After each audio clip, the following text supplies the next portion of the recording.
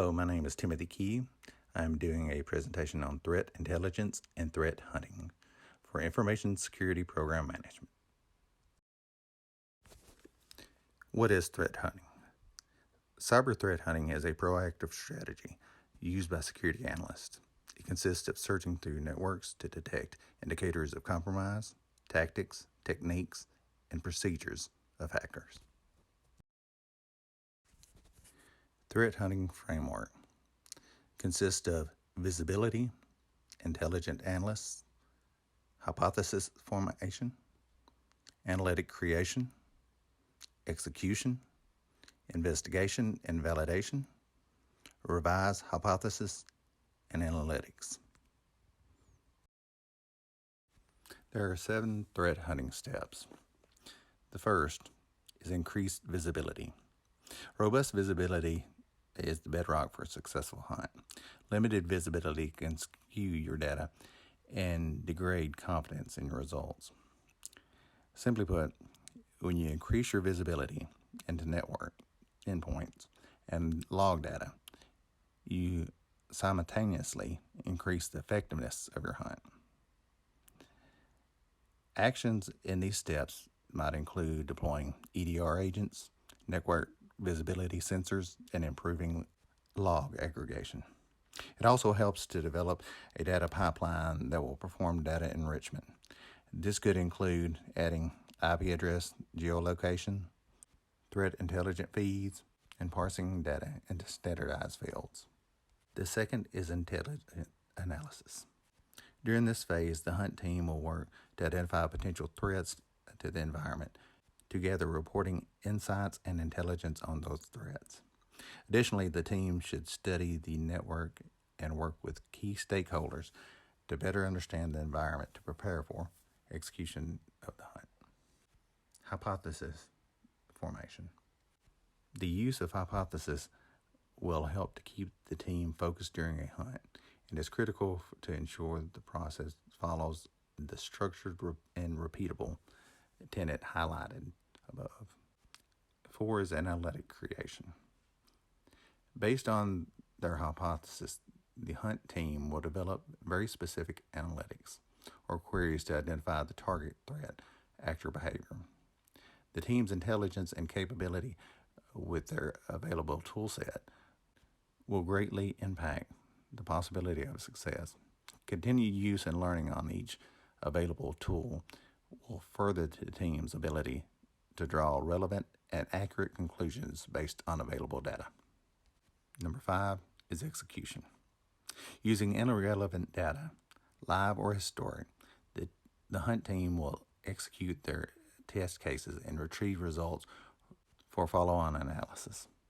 In practice, the duration for the phase will vary heavily and be dependent upon several factors including scope, data collection, complexity, or technologies in their place. There is no set time frame, best practices to follow as long as your test cases comprehensively explore your hypothesis and your data is sufficient for comprehensive testing. Investigation and validation, number 6. Hunt personnel or another designated team will investigate and validate the identified events to determine whether the identified activity is malicious. This step is where the team's work in the getting visibility process will either pay off or identify the need to gather more data or content. During this process, the data will be thoroughly analyzed and the context will be sought to try to separate true positive detections from data that matches the hypothesis but is not actually malicious, kind of like a false positive. Findings from this phase will lead into the next phase to increase efficiency and detection rates. Additionally, any true positive detections during this phase will likely be transitioned into a proper incident investigation. Number 7, revise, hypothesis, and analytic. After execution, the team will document ways in which the analytic or hypothesis can be revised in the future hunts to eliminate false positive and improve investigation efficiency.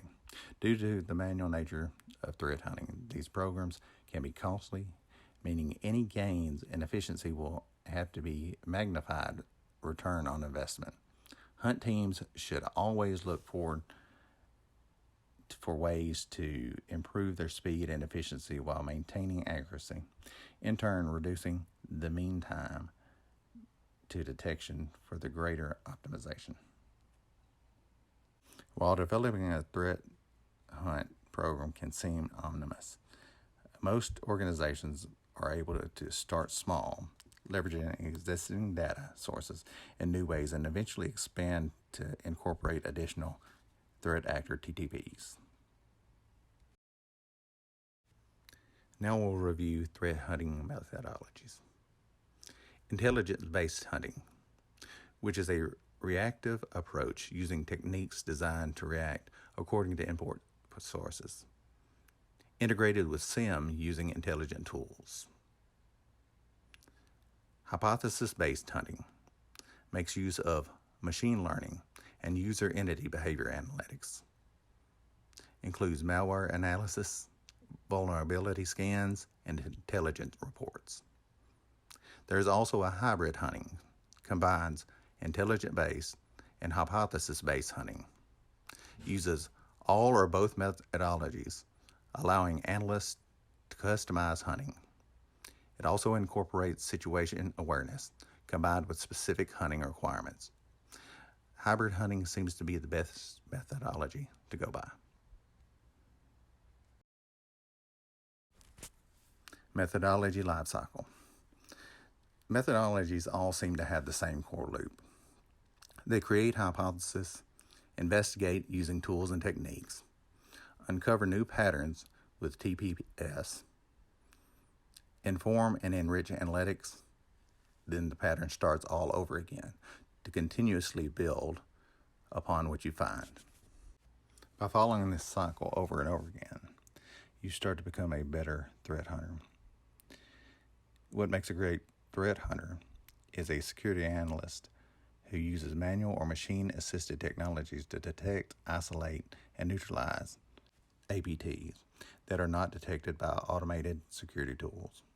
To improve their skills, security staff may undergo threat hunting training, obtain a threat hunting certificate, such as Certified Cyber Threat Hunting Professional or a Certified Ethical Hacker.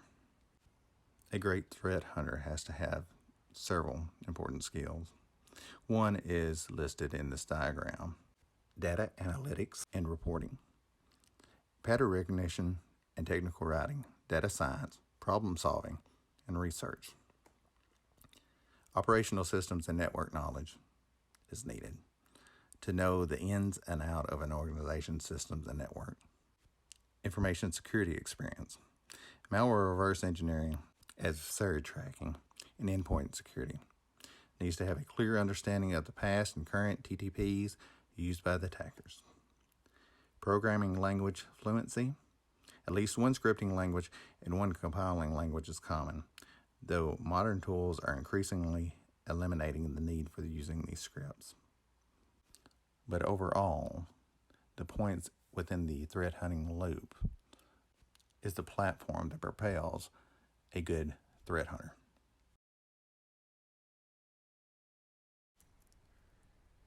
Threat hunting tools. Why do we need threat hunting tools? Well, when bad actors breach the network, they can remain undetected for weeks, months, or even in some earlier cases, years. This is where threat hunting tools come into play. They serve as an additional layer of security for the organization's network. With these tools, security professionals can proactively scan, identify, log, neutralize, and monitor for new potential threats before they get into the system and become a huge problem.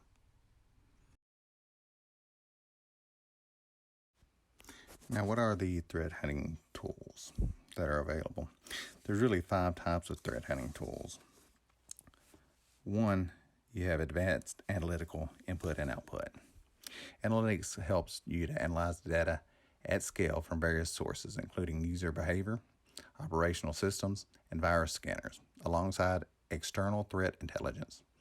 They help you proactively identify attacks, including malware and inside threats, and stop them on time. Second, security monitoring. Security monitoring tools clarify what data and behavior look like in your day-to-day organization. Then, they identify red flags when they first show up instead of later on in the project. Third, integrated security information and event management, SIEM. You get real-time data logs and analysis from both application and hardware, notification of irregular activities, and help with immediate action taking. Fourth, we have security, orchestration, automation, and response, SOAR system. SOAR systems integrate a variety of security systems for deeper protection. This tool can help you automate manual security management, tasks to scale up, and more accurately identify threats without the use of human intervention. And lastly, managed detection and response, MDR systems. MDR systems are third-party solutions that continuously monitor your network and environments. They identify the threats that enter your system. Really, the question is, what should you look for in a threat hunting tool? It's best to figure out what challenges you want to overcome with the tools you're considering. Here are the key features we think every threat hunting tool needs to include on the next slide.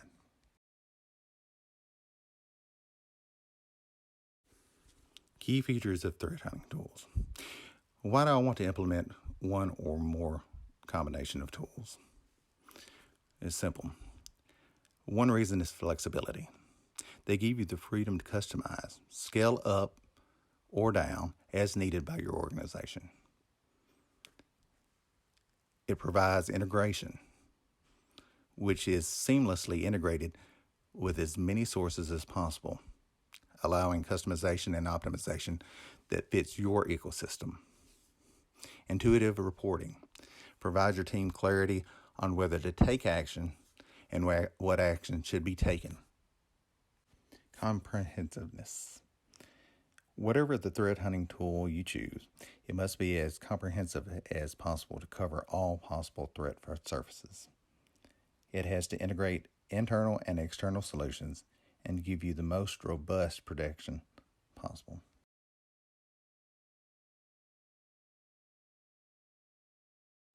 To give you an example of some of the cyber threat hunting tools that are available, CyberReady is one. CyberReady isn't a traditional threat hunting solution, but it adds more of a critical component that many threat hunting tools ignore, the human element. CyberReady offers an automated security awareness training platform that offers, among others, phishing simulation, an elastic security program, plus audit and compliance tools. It's user-friendly and takes the burden off your IT department. It's really focused more on ISOs, heads of IT, cybersecurity team managers, and IT managers in companies of all sizes. This platform can also be used in the cloud. Another good platform is CrowdStrike. CrowdStrike aims to detect the 1% threat that usually go undetected. Therefore, it combines customized tools such as sensors that cover events from millions of different endpoints at one time, categorized for easy visibility, and near real-time threat intelligence with human experience and skills. When a threat gets detected, you get contextual, actionable insights to help you take the best fast action that you can. The target customers on this one is organizations of pretty much all sizes. Also, another good one is Spectral Ops. Spectral helps you protect the exposed and high-risk assets of infrastructure. It allows you to automate embedded secret protection when you build your infrastructure. It also helps you monitor it to uncover blind spots and gaps. You can implement your own policies and build your own detectors while developing your software. Target customers are developers and DevOps. The pros with this one is it's easy to deploy. Use and integration with other solutions makes it simple to fix security issues in your code, and it has a great support team.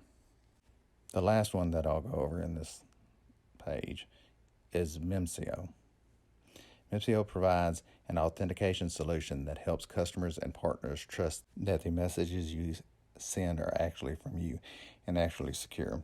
All you need is one line of code, and any website or landing page gets authenticated. If hackers try to copy your site or phish your people, you will get real-time alerts so that you can take immediate action. This is very much needed in today's society with the high incident of phishing.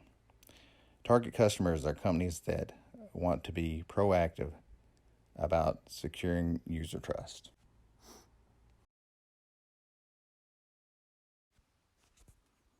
Maturity model. What is a maturity model?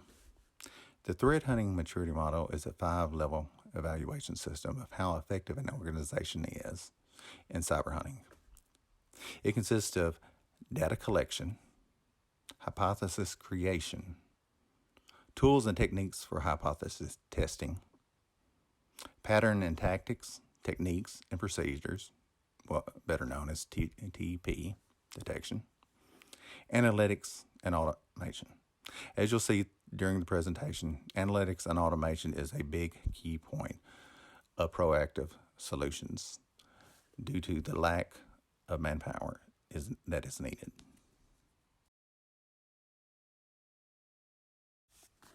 On this slide, you'll see the maturity model levels. It's a real briefing of HMM 0, 1, 2, 3, and level 4, which I'll get into a little bit more as we go through each step on what the process is.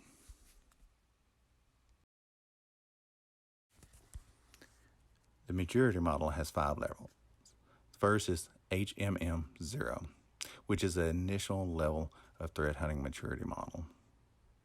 That is a level organizations use automated altering systems like IDS, SIEM, or antivirus to detect harmful behavior. These indicators most likely correspond to the lower levels of the pyramid of pain, which is located to the left. That is more trivial data that is unlikely to be taken, sold, reused, and such. HMM1, minimal level of threat hunting maturity model. At this level, the organization still uses mostly automated alerting to guide their incident response process. At this stage, there is a greater visibility of the environment, mainly due to the greater variety of system logs that's been collected over a period of time. The more system logs that are acquired, the better analysis they can make and determine what may happen in the future. HMM2, procedural level of threat hunting maturity model. HMM2 is believed to be the most important prevalent level of threat hunting process that is produced by others on a regular basis. Even though they are able to make minor alterations to the techniques taken from elsewhere, they are not able to develop their custom procedures. HMM3, innovative level of threat hunting maturity model. These organizations have a few threat hunters that understand several types of data analyst techniques and can apply them. They are typical organizations that develop and release threat hunting methods themselves. Information can be more complex subjects like linked data analysis, data visualization, or machine learning. At this point, it is critical for analysts to develop repeatable procedures, not just one-time fixes. Repeatable procedures will be where you learn more information about the background and the process of what the attackers are doing and learn more about their behavior process.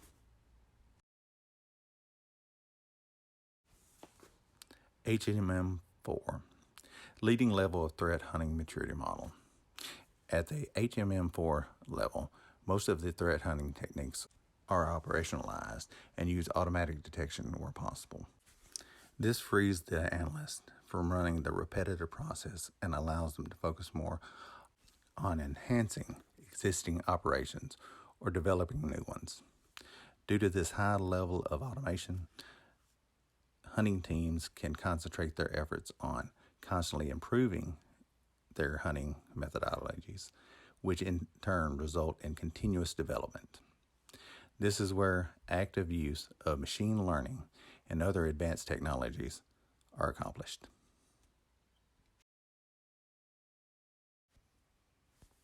Key performance indicators, or KPIs.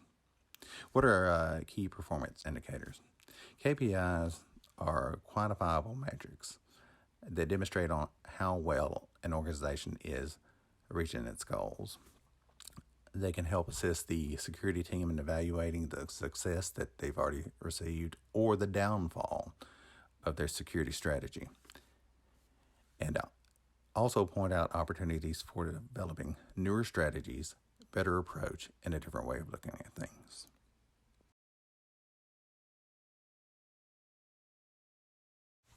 I broke KPIs up into 3 different categories because they fall into 3 different categories. One's performance indicators, the other one is analysis indicators, and the third is threat indicators. But we're going to start with the performance indicators. Threat and intelligent accuracy. This entails calculating the proportion of notifications that are reliable and suitable for action. If you have high levels, that indicates that the team is identifying and addressing serious dangers in a timely manner. If it shows low levels, that means that the team is spending too much time and money looking for false positives. Looking for false positives will cause the organization to go down. You can't be chasing after too many rabbits. The next is time to detect a response. Another crucial KPI is the time it takes to identify and address a security event. This indicator aids security teams in gauging how quickly and effectively they are able to counter threats. A quick response reaction may lessen the effects of a data breach and lower the risk of data loss. Next is incident resolution time. The length of time it takes to resolve a security event once it has been discovered is measured by incident resolution time.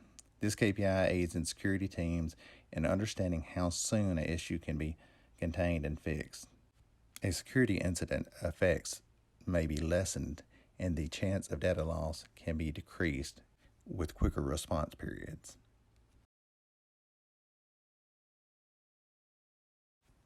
A false positive rate. An alarm that is set off by lawful action that isn't truly a danger is referred to as false positive. False positive may waste time and money while diverting security teams' attention from genuine dangers.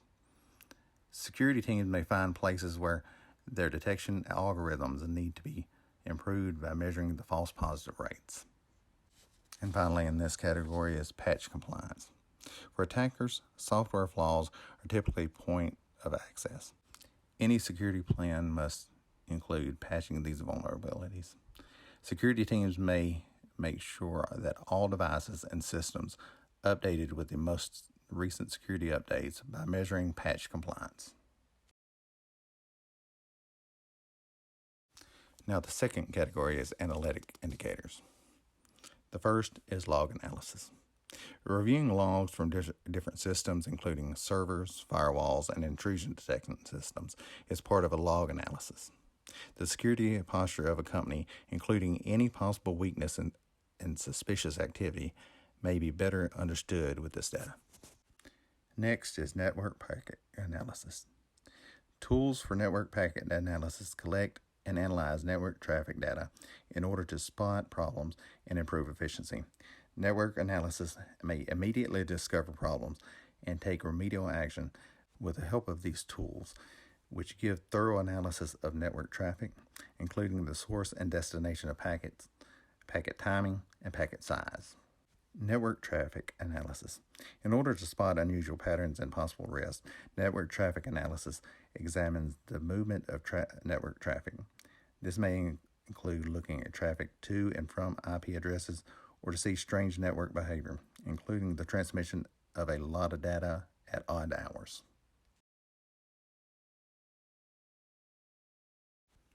Threat hunting. Threat hunting is actively looking for possible dangers that conventional security procedures could have missed.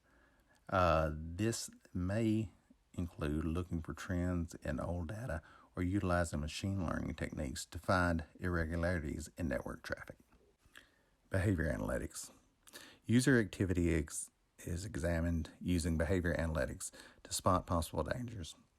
This can include keeping an eye on a user activity for indications of questionable conduct, such as trying to access private information or signing in from odd places or odd computers. Vulnerability assessment. This process of vulnerability assessment includes finding and evaluating weaknesses in the organization's system and applications. This can include running routine scans to find known vulnerabilities or doing pen testing to find prospective holes. Now we come to intelligent indicators. This includes machine learning. Algorithms are used in machine learning to evaluate vast volumes of data and spot patterns or anomalies that most humans couldn't spot.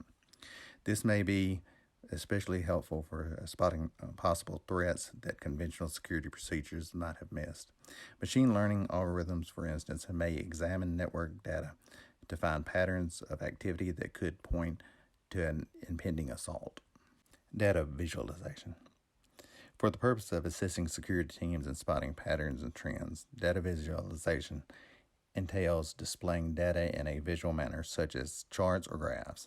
This is especially helpful for spotting abnormal or unexpected behavior that could point to a danger. Phishing click rates.